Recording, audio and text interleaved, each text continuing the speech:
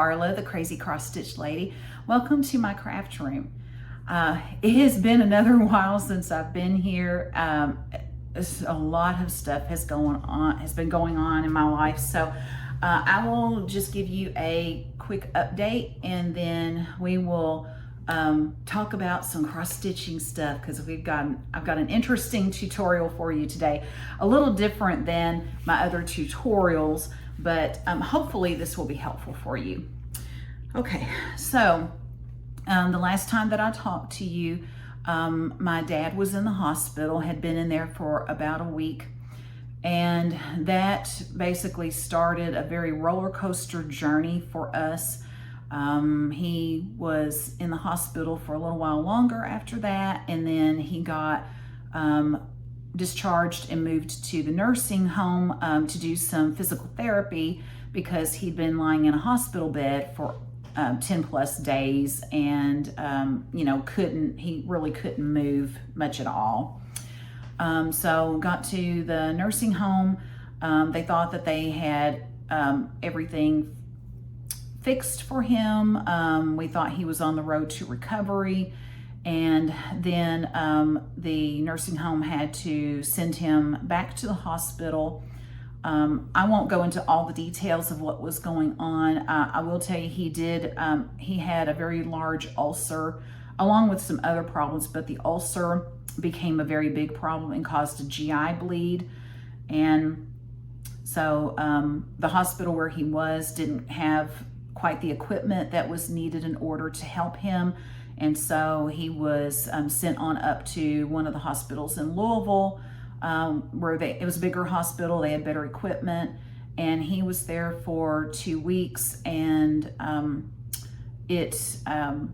they did the best they could, and it just wasn't enough. And so finally, that it was January 19th, 20th, my husband and I had gone to the hospital to see him. We knew that he wasn't going to look very good, and so my mother stayed home, and we went there. And when I saw him, they'd had him sedated, and had brought him out of it, and they had he had been on the vent, and they put him on a trach to make him more comfortable, and it was not good, and I knew he was suffering. And long story short, my father did pass away. We're 2 weeks out from his passing now. It still doesn't feel real, but I wanted to do a FlossTube today, because Dad it always bothered him when I had to take off work just to take him to the doctor. He's like, "But you'll have to miss work." I'm like, "Well, that's what my sick days are for." And so I know that he would be, it would bother him to know that if he was the reason why I wasn't doing a FlossTube, which he knows I love this stuff.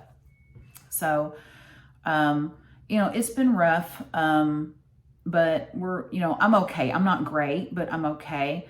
I feel, like my cross stitching, I didn't want to work on my full coverage piece at all that I had. I was working on some other things, which was okay. It was very much a stress reliever, and I've really been clinging to the cross stitch. But I love this community, and I feel like in order to honor what he would have wanted me to do, I wanted to do this episode and go on and keep things as normal as possible and be as positive as possible. And I think that would be the best way to honor his memory. And so I want to dedicate this episode to my dad, and for the strong work ethic that he had, and just continuing to do things even though maybe he didn't feel good or things got tough. He kept on keeping on. And so that's what I want to do here.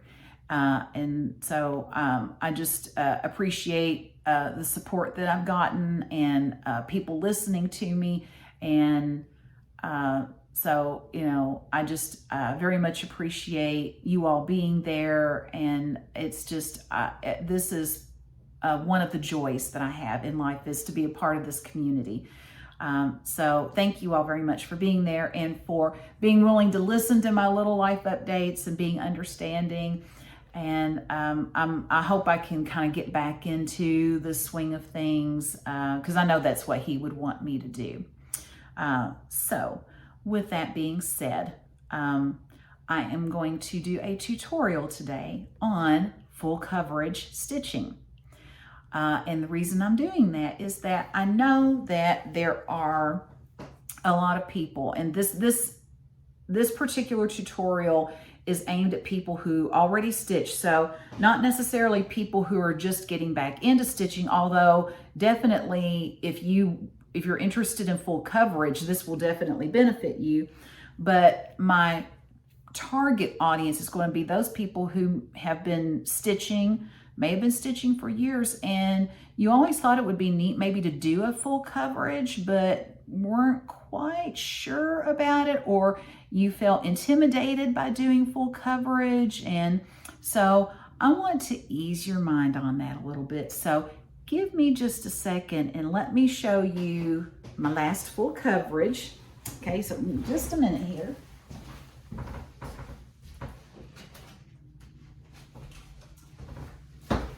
Okay, so here is my Michael Jackson piece. Okay, all right, there we go. So there he is. This is what you can do too if you want to do full coverage. Okay, so looks just like a photo, doesn't it? I'm so proud of him, but you can also do this. So I'm going to show you how, okay? So let me sit him down. Okay, there we go. Okay, so let's talk about how to get from this to that, okay? So first of all, let's talk about what we mean by full coverage. As you saw with the MJ piece there, full coverage is where you don't have any fabric showing at all. It is completely covered by stitches, which gives it that art quality look, okay? Regular pieces that we do have fabric showing, and the fabric is part of the background. It is part of the elegance of the piece.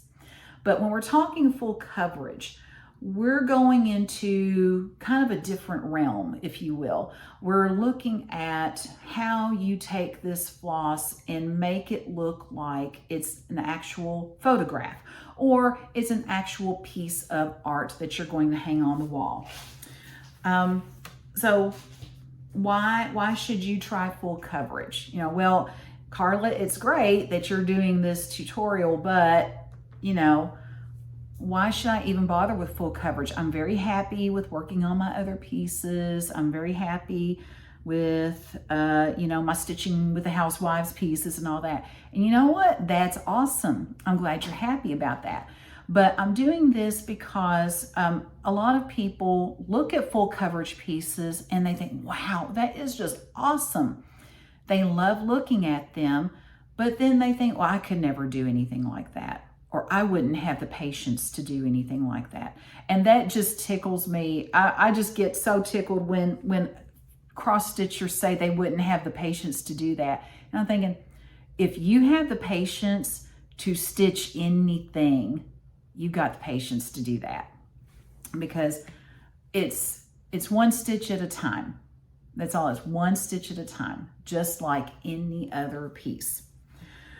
But part of just trying full coverage is simply, it's something maybe you've never done before, and try it just to see if you might like it. You may love full coverage pieces. There are some people who don't do anything but full coverage. Now that's not me, but I love my full coverage. I always like to have at least one going at some point. and I do like my other pieces, but there are some people who just do that. Now, you may decide you don't like it, but you won't know unless you try. And so I always encourage people to try new things. So if you've never tried one, I really strongly encourage you to try one. So I'm going to go over some basic things to know about starting a full coverage piece, just so you can be better prepared. And hopefully by the end of this episode, you will be able to sit there and say, you know what? I think I can. I think I can do this, and I'm going to give it a try. That would be my fondest hope for you. Okay. All right. So I made a list of some things that I just kind of thought of, and looked online to see what kinds of questions maybe I saw people having about full coverage. So one of them is like, where do you put this when you get finished? Well, when you're looking for a full coverage piece, you need to think about some different things, like some of the same things you think about with your other cross stitch pieces. Am I going to keep this for myself? Do I intend on giving it to someone else? Is it a gift? If I'm going to keep it for myself, where do I think I might put it? You know, those kinds of things. Typically with full coverage, you're going to frame it. Most people do not finish full coverage in other really creative ways. Not that I have seen. That doesn't mean you can't. You certainly can. But the only way I have ever finished a full coverage is through professional framing. I don't even frame it myself. I have it professionally done because a lot of work goes into it. And I want that work preserved the best way possible. So I have a framer that I use. I trust her. I've used her before, and I trust her judgment. I trust her to help me. And so she frames my pieces for me.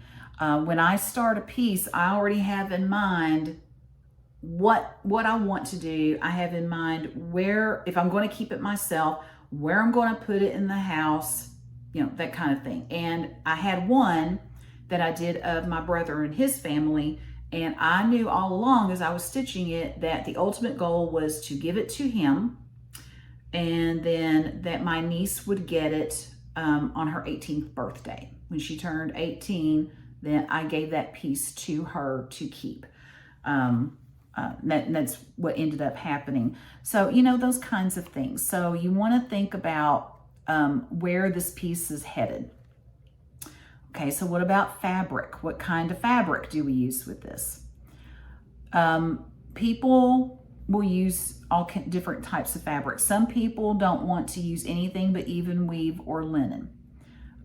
Me, I'm an Aida girl as far as full coverage goes. Here's why. So I use Aida. In fact, this piece that I'm doing here, and I'm going to show you a little bit later my stitching on it. This is Aida, just plain white Aida. It's cheaper, especially if, you know, I had to buy such a big piece. It was still going to be more expensive, but it was less expensive than even weave, and it was less expensive than linen. I have nothing against even weave and linen. I use them both. Even weave more than linen. I just like the look a little bit better, but that's just me. But the reason I use Aida is because this full coverage, you're covering the whole fabric. You are not going to have any idea what kind of fabric someone has used on their full coverage. Not a clue, unless they tell you. So why should I spend more money on even weave and linen when you're not even going to see it? Now, some people don't like Aida at all. They don't like to stitch on it. If it makes you uncomfortable and you're more comfortable stitching on even weave, to me, that's a really good reason to do a full coverage on even weave or linen, because you just like it, like stitching on it better. Me, because I stitch on them all, I would prefer to buy the cheaper fabric so that it's less expensive for me to buy more of it, and then I can put my full coverage on there. My Michael Jackson piece that you just saw is on an 18 count white Aida. And that made it just a tiny bit smaller, although it was a pretty big piece as you saw. Now, my eyes don't like 18 count anymore. Not a bit. They don't like 18 count. They don't like 36 count. So looks like we're kind of at 14 and 16 count, or 28 and 32 count. 25 count's awesome too. So I decided this time to do it on a 16 and see how that goes. So I think it's a 16. It's either a 14 or a 16. I'll have to go back and count. But the only difference between the 14 and 16 is that the 14 count, the picture is going to be just a little bit bigger. That's it. But it's going to be a lot easier on my eyes. And so I thought, well, you know what? I'll have to have a bigger picture out of this, but that's okay because my eyes will thank me. Okay. So that covers fabric and count. And your count, don't worry about the count. You have to do what's comfortable for you, and it also depends on how big you want the thing. If you don't care, if you're like, hey, I can stitch on 14, I can stitch on 40. Good for you. I wish I could. So just stitch on the count that's comfortable for you and go with it. As far as floss coverage, I actually have a tutorial that covers floss coverage. You have some options here. You can do, and this includes Aida too, you can do 2 threads over a block, over one. You can do 1 thread, and those are full crosses. You can do a tent stitch, half stitch, with 2 strands, or you can do it with 1 strand. You have several options. The only way you're going to know what to do is to test it out yourself. Just take a piece of Aida and just take maybe some black thread, or a color that you can see really well. Excuse me. And then I would stitch probably a 10 by 10 block. That's going to give you a good idea of what kind of coverage you're looking at. Some people prefer a very light coverage where it kind of gives it a sketchy kind of look. Other people want it to be a carpet. My Michael Jackson piece was stitched, I stitched on the regular 1 block like you do with Aida with 2 strands, and I did full crosses. And it was a little carpet because it was 18 count, so it felt like a little carpet, but that is what I wanted. That was the look I was going for. I wanted a very rich look. And when you see the piece, it looks like a photo. It's a very rich look. It's not, it feels, it's vibrant, okay? Excuse me. So it depends on what look you're going for. It depends on what kind of picture you're doing. I am doing my Abe Lincoln piece, and I'll be showing you the whole pattern close up here shortly, but this is what I'm doing. I took all these photos and turned it into a collage, okay? So I want this, at first I thought, well, maybe I want it to have just kind of a rustic kind of look, like the daguerreotypes types there. And so maybe I just want to do 1 strand and do full crosses. And then I thought, no, that's not really me. I like my full coverage pieces to be very there and very vibrant. And so I'm doing it on Aida, so I'm doing it over the 1 block, of course, but I'm doing 2 strands, full stitch. It's a full cross stitch. So that's what I'm doing. And I will show you this little piece, and you'll see this again shortly, but that's what that looks like with the 2 strands, full cross. And I like the look of it. If you start stitching, you don't like the look of it, go back, change it. It's not a big deal. But you'll find out pretty fast. Once you start stitching, you'll find out fast whether that coverage is good for you or not. That, again, is personal preference. Okay, as far as buying floss, most of the full coverage pieces are going to have, I would say, typically less than 100 colors. And you're thinking, less than 100? Oh my gosh, because most of our pieces don't have that many colors in them. But full coverage is a different ball game. My Michael Jackson piece had, I think it was 116 colors in it. This piece that I'm doing now has 300. So thankfully I had my huge stash of DMC and I was able to pull a lot of them from that. And I did have to buy more, but I'm one of those who wants all of my colors there ready to go, and then just I replace them as they start to run out. But that means I've got to pay my money up front and get all my colors and get them sorted, and then they're ready to go. So this is my, right here, my 300 colors. I've got 50 colors on a ring, and they are in numerical order. And yes, it did take me a long time to organize these colors. I go, oh my gosh, you know, yes, it took a long time. And as I'm looking for different colors, I thought it would take me a really long time just to find every color that I needed as I was stitching. But I'm finding that's not the case. It's not as bad as I think because I have them in numerical order.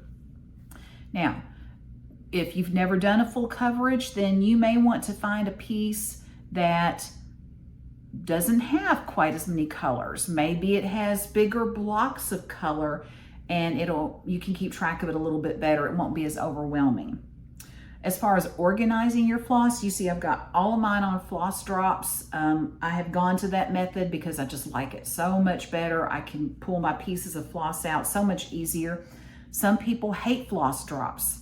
If you hate floss drops, just don't use them. Use your bobbins. When I did my Michael Jackson piece, I was still using bobbins, and I had them in about 4 or 5 boxes. And I had them in numerical order, but I had them all in boxes. That might be a little more manageable for some people. Some people would rather have them in the little floss baggies. So you may want to put them in the little baggies. That might be more manageable for you.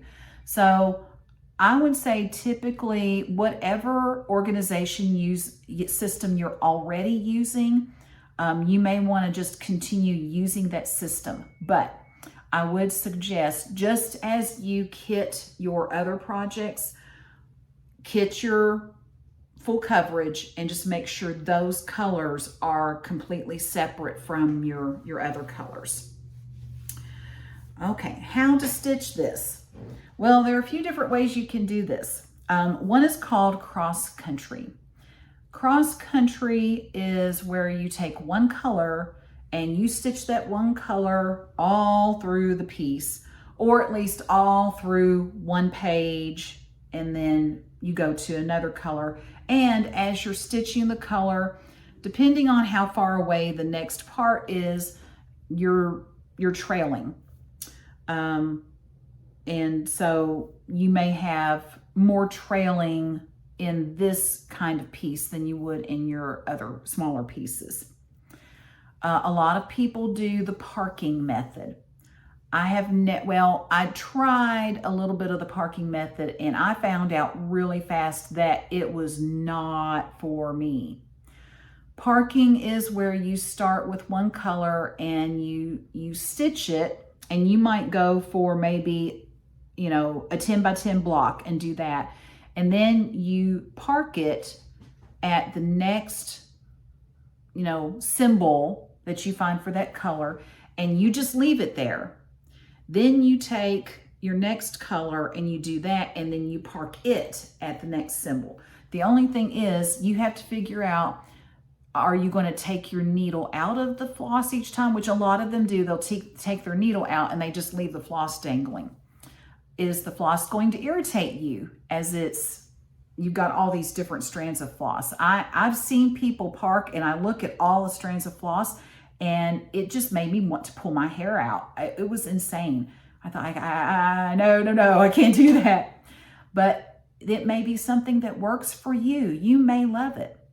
You may want to try it out. You won't know until you try. And then there's the diagonal method. So when I move the camera into the different position, I'm going to show you how I'm doing the diagonal method on this one. I did not do it with my Michael Jackson piece, and I wish now that I had, but I'm going to show you what I mean by stitching diagonally, which, you can assume you're already going, diagonally, but I'll show you specifically how I'm doing it on the pattern, because I'm going to show you a part of the pattern. Okay, dealing with confetti. Now, sometimes on smaller pieces, you'll even have confetti there, and you could do the pin stitch. They have tutorials on how to do the pin stitch. You could trail your thread.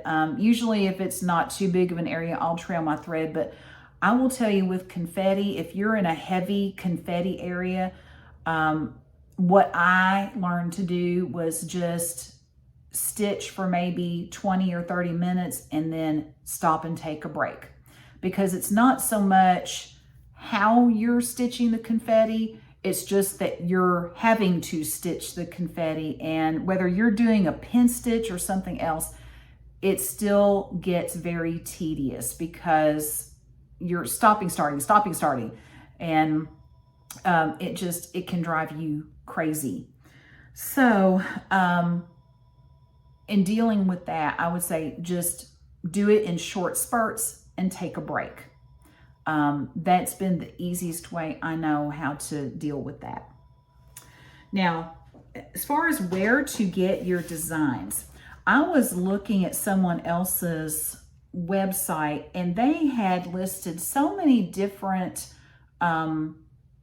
sites that I had not heard of. And I looked at those sites and they have some beautiful pieces. The most popular one I think that everybody knows about is Heaven and Earth Designs. And I'll put these on the screen as I'm saying them. And we just use the initials HAED, and so we call them HAEDs, okay? But the Heaven and Earth Designs, what they do is they will take actual art pieces and convert them into cross-stitch patterns. And you can either order a regular size, like big, I mean, they're huge, these are huge, or you can get a mini HAED. And a mini HAED is still going to be a lot of times like a 9x13 or whatever. They're still going to be a pretty good size, but they might be more manageable if you've never done a full coverage before. One that size might be a little more manageable to at least give it a try. So we've got the HAED, and then I also knew of Artisy, which is another site. They have beautiful pieces on there too. The one that I'm using, which I'm going to show you here in a minute, is more of a photo conversion program. They don't, you know, that's more their specialty. It's called Threadbare. Then there is another one called Golden Kite. So I'll put these across the screen, but I'm also going to link them in the description below. And these next few, I mean, they have just the beautiful, beautiful designs. When you start looking, you'll understand why people want to do these full coverage pieces. Another one is the Cross Stitch Studio. Then we have Tilton Crafts, Pain Free Crafts, and Charting Creations. I'm sure there are more, but these are some really nice ones, and so I'll make sure I put links in the description below. All right, so that's where you can get your designs. You have many choices there. One thing I want you to keep in mind is that the full coverage piece is a long-term project. We're not talking just a few weeks. This is going to be more like months, maybe even a year or two. It depends on how busy you are with your life. It depends on whether you feel like sitting for 6 or 7 hours a day and stitching on this thing, or anytime that you sit down to stitch that you're working on this. I typically don't want my full coverage piece to be the only thing I'm working on. I enjoy working on other things. I have a rotation going. If you've been with me for a little while, you know that I have a rotation going. So it's going to take me a long time to do this, and I just know that, and I'm okay with it. If you're someone who needs to see a finish, or you need to feel like you're making progress, then I would definitely make sure to have at least one, maybe 2 smalls going. And that way you're experiencing some finishing while you're laboring on this other piece. When you start out, you're going to feel like you're not making any progress at all. And in fact, until you start seeing some things in the picture, you're going to feel like, oh, why am I doing this? I'm not getting anywhere. But then one day, as you're stitching, you're going to look at it and you're going to see someone's face. You're going to see a flower. You're going to see things in that picture that you knew were there, and now all of a sudden it's right there on your fabric. And you're going to say, oh my goodness, that thing looks real. That looks awesome. And you're going to get excited. And that's going to make you want to keep doing more. So, and then even with that, you'll probably get to a point again, it's like, oh, like with my Michael Jackson piece, I was working on his, the shirt with all the sequins in it and so much confetti. And I got angry a few times. I'm like, you know, it was a lot. So I'd have to take frequent breaks. But then when I finally got through it and I got to the end, I was like, oh, wow. I was like, oh, wow, this is awesome. I was like, I did that. And that's the reaction that you'll have. It's like, I did this, you know, and it's something that you can take pride in because you did it. And it's an accomplishment. It's a huge accomplishment. And people are just so happy when they get finished with their piece and the pieces are just beautiful. So is it worth it? I think so. I think it's absolutely worth it. But for you to answer that question, you're going to have to try. And that's all I can say about it is you're just going to have to try. So I hope that going over some of these basic things have helped. I will tell you also that I don't grid my fabric, but you can grid your fabric into the 10 by 10 squares. You can also buy pre-gridded fabric that has the blue lines on there that are supposed to either wash or iron out when you finish with your project. Of course, you're stitching over it. You're not going to see it anyway. It won't matter. But you can buy it pre-gridded if that will help you. And some people use nothing but pre-gridded when they do full coverage. But I do hope that this has helped you.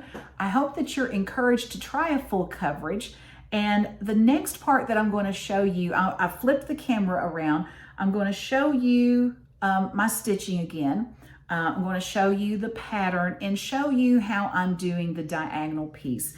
And that's where I'm going to end the video. So I just want to tell you that I hope that that this has helped you. I want to thank all of my subscribers for coming back and being a part of this journey with me. I so appreciate it very, very much. And thank you so much to the new subscribers. I'm so happy that you have joined us, and I'll be doing a regular FlossTube next time, so you'll get to see that and see what I've been working on through all of this mess that we've been in, this rough journey. But I just, I hope that this brings you joy, even if you decide you don't want to do full coverage. I hope this was something nice and pleasant that you can stitch to, which is always my intention with all of my videos. And I hope that you are creative and so very blessed. And I will see you later. Bye. All right, so here is the pattern that I wanted to show you for the current full coverage that I'm doing. This is from the company Threadbare. It is a photo conversion program. I think they do some other things too, but I think the big thing they do is photo conversion. And I needed to switch to another company because the the computer, the CD that I was using, the computer program that I had I had lost the program because something happened to my computer. It's a long story, but I needed a different program. And so I looked out there and finally found Threadbare, and I haven't stitched a whole pattern with this program yet, but I'm pretty happy with what I've seen so far. So here's what I did. So I took all of these photos that were on the internet. So, you're free to download those photos. There's, excuse me, every time I start talking, the congestion starts to kick in again. So anyway, let's see if I can get through this. Okay, so as I was saying, you know, you can pull any of these photos off the internet. It's, you know, there's no copyright on them anymore. So I just pulled these photos and I used a program called Pic Collage. And so I'll put that on the screen for you. And I took Pic Collage and I put these photos in there, and then I just messed around with it and decided where I wanted the pictures and what I thought looked best. And so I finally decided on this collage, and then I saved it as one whole picture. Then I took this whole picture and I ran it through the Threadbare program to create a pattern. So you can see, you know, copyright by Threadbare and licensed to me. And so I'm going to be showing you parts of this pattern because right now, because I purchased this pattern, ran it through the program, I have a license for it. So I can do whatever I want to with this pattern. So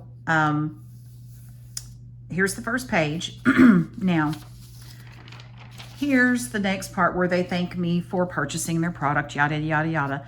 And now I'm gonna zoom in here where you can see they even have an option where you can do it on a diamond painting canvas. And then they show you the different sizes that your finished piece will be based on your thread count, whether you do it on Aida, they've even got hardanger in here, and then an even weave, which linen would be included in the even weave. And they go up to, they do a 25 and a 28 count on the even weave.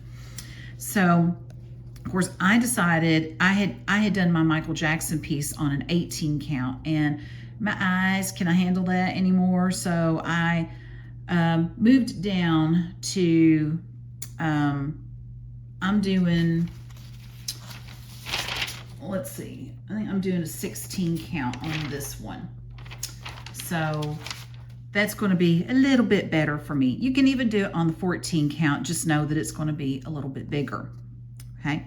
And then they are going to show the thread list, and they have a page index. So I'll show you that here. Okay. So they go through some of these apps that you can use, which I don't, but they do have a Threadbare app. And I don't know. I guess that's a free account. I'm not sure. This is something I have not tried, but you can definitely check into that if you don't like paper and you're really into the e-readers and would prefer to do highlighting and stuff on there. I'm sure you can do that. And so, and then of course it goes through the licensing, and you know, people asked me if I would sell the pattern to them, and I'm not supposed to do that. It says reselling or otherwise distributing it is expressly forbidden. So, you know, this, you know, we have to be careful about this stuff. So I will show you a part of the pattern, but I certainly can't show you the entire one, and you know, because you know, we do have to be mindful of copyright and mindful of licensing and all of that stuff, because you know, this is their work too. They put a lot of work into this program, and so they want to make sure that you know, they want to make sure that everything's done the right way. Okay, so let me flip that over. And then they give their website and all of that stuff. Okay, so this is the index sheet, and this shows you, because this is page 14 right here. Let me zoom that out a little bit. There we go. So this is page 14. Page 15 starts the pattern, and this corner right here is one whole page of a pattern. Then this is another whole page, and every number is going to be a page in the pattern. That's why when you hear about people saying that they have a page finish, this is what they're talking about. They're talking about if they finish a page, I finished page 15. That means they finished this one little block out of the whole pattern, okay? So keeps going across and going down. The red line shows you where, and the blue line shows you where they cross in the middle. There's the middle. So if you want to start in the middle, you need to look to these 2 page numbers, 49 and 50. That's where your middle is going to be. Okay. But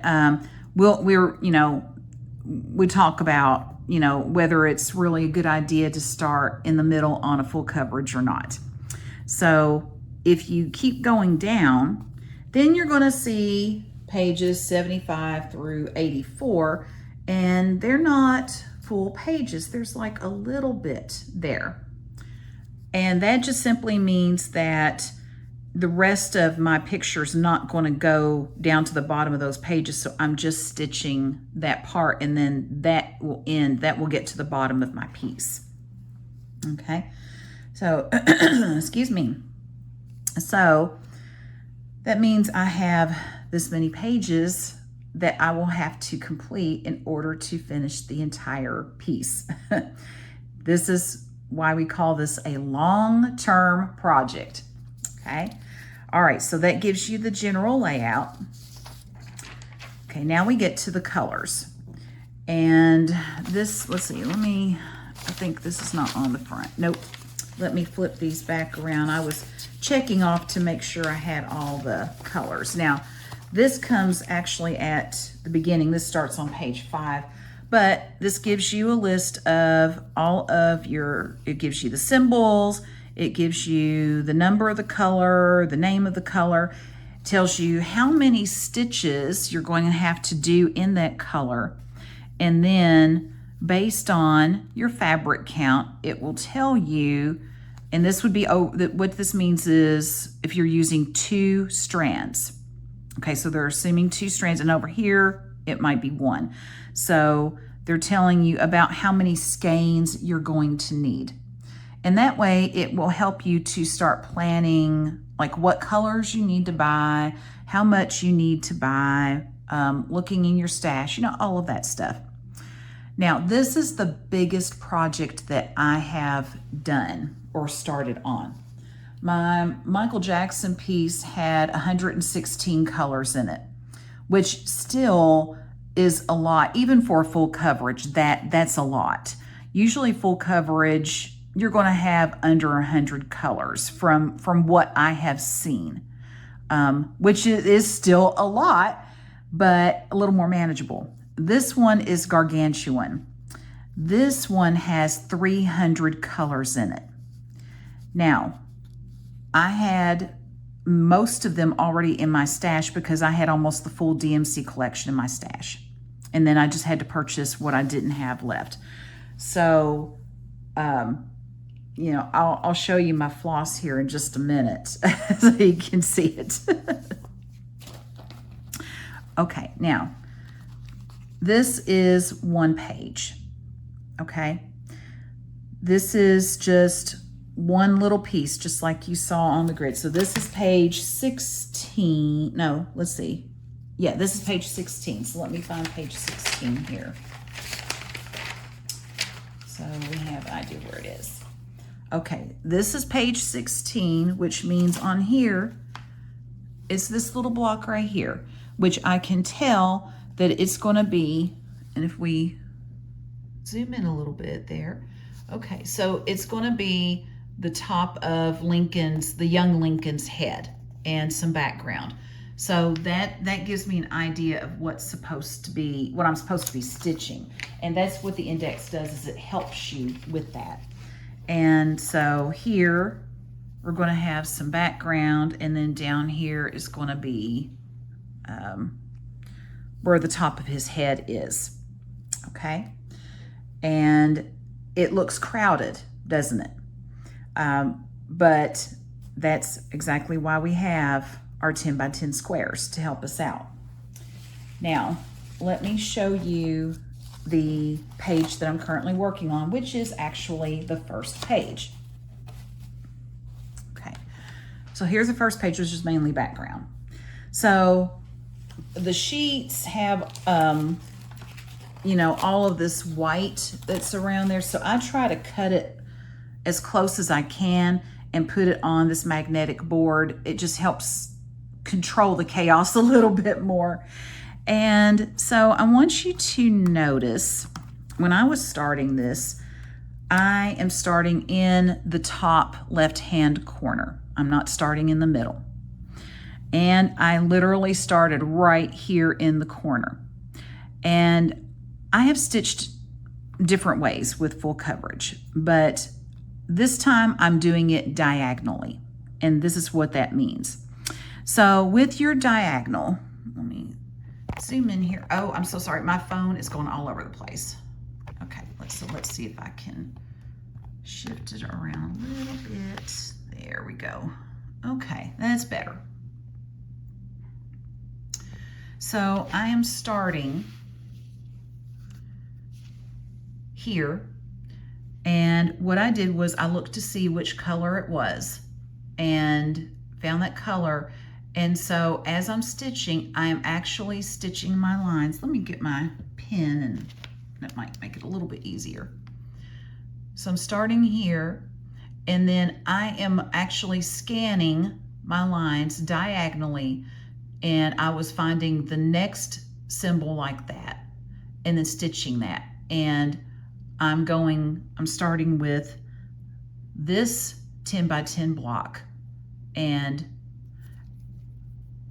actually when I was stitching, I was going by rows, but I was only focused on this block.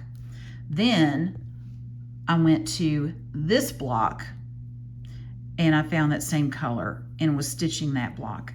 And then I came down to this one. So I came diagonally to this one to stitch that.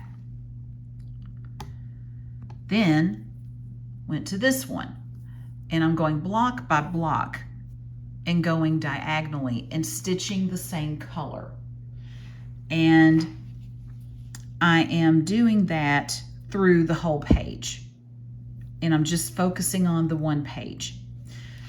And the reason that I'm doing that is because if you start, a lot of people will start in this block and they will stitch and go down. And that's exactly what I did with my Michael Jackson piece. I started at the top, one color at a time, and I went down, just like that, okay? Now, the problem was, the background was black, and it was all black. So it was easy to stitch. I didn't have confetti or anything. I just did straight black stitching, but I would do a row at a time. So I would stop here and I would just do my rows back and forth and do one column, go up, do the next column. When you do that, especially if you're making sure your stitches are tight, you know, not super tight, but tight, then you're going to start seeing a ridge, a little ridge in your stitching as you do your columns. And I can tell you that I have noticed it when other stitchers post in some of the groups that I'm in. I have noticed they also have the ridges going on. Now, when people look at the picture, most people, they're not going to really notice it unless you really look up close, but you cannot iron them out because it's not a wrinkle. It is a ridge that has been formed by the way you have pulled the floss through for your stitches and doing it in the same spot all the way down. So I thought, I just really did not like that. So I thought, well, what am I going to do? So I watched different videos and finally decided that stitching diagonally, you know, focusing on this first block and getting all of one color stitched in that block, then moving to this block and stitching that way, and then coming down to this one rather than going straight down, doing the diagonal. And I'm not doing parking, okay? Not parking with this, but just stopping and starting my floss, doing one whole block with that one color, kind of like a mini cross country where you don't stop your floss, you trail it. Then go down to this one, do the same thing. See, you notice in this one, I've got all of these little diamonds highlighted. And then came back up here, did these diamonds, and I'm just going to keep doing that until I get through the whole page. And that breaks up your floss a little bit. Even if it was all black, if I was doing my MJ piece again, I'm doing this block and stopping there, starting my thread again, coming here, but then jumping down to here. Now, you know, since it's one solid color, I mean, would that make a difference? I don't know. I think so, because I wouldn't be doing a column, but I would be doing blocks at a time. It might show ridges in blocks. Who knows? I don't know. That one I'm not really sure about. But let me show you my stitching for that. You know, I don't have much done at all, but let me show you what I do have finished, which is this small little block. Okay, unfold it a little bit there. Okay, so that highlighting that you saw, that's this. And yes, they are different colors, but they're just very subtle. They're very, very similar, because when you do a full coverage, if they have created the pattern right, then you're going to have a lot of different subtle variations of color so that it actually looks like a real photo. You want it to look real. So you want to max out the number of colors that you're using, which is going to create more work, but it's going to be worth it. So that's what I've got so far. This, I haven't seen any like little ridge or anything forming yet. So far, so good. Here's the back of it. Well, if I can, it's getting a little stringy there. Okay. All right, so here is what the back looks like. So see where I've carried over here? You won't see that later. It won't matter. The only problem that you might have if you carry way too much, if there's way too much of it, then as you are stitching other colors, they will pile on top of this, of course, and as you know, it starts to get thicker. Now, my MJ piece got pretty thick and had a thick back. Didn't matter. After I'd ironed it out, it didn't really make any difference whatsoever once it was framed. So that does not bother me. Now, if it bothers you, you may want to do it a little differently, but it did not bother me. But as you can see, I mean, I've had to fold this up. This, it's a lot. There's a lot of stuff here, a lot of fabric there. Okay, so, I mean, so there we go. That's my start, and that's as far as I've gotten. But I plan on working on some of it this weekend. But let me show you my floss. I've got it on one ring with several other rings, and here we go. 300 colors right here. And what I did was I took one ring, like this is number 1. This one goes up to 311. So I have about 50 colors on a ring, and I have all these in numerical order. And yes, it took me a while to do this, but it's going to pay off when I'm searching for my colors. It's going to make it just a little bit easier, but it is going to take me longer to search for these colors because there are so many of them. So it's still going to take a little while just to get one color to start stitching. But again, this is a long-term project, so you know it's going to take a while. And remember, this is many more colors than what you might normally use. Okay, so I hope that this part has helped you to visualize it a little bit better, and so you know, you've seen what an actual full coverage pattern looks like. You see the stitching here, and just be prepared for working on it for a long time. It's something you'll want to fall in love with, and so I hope that this has been helpful for you.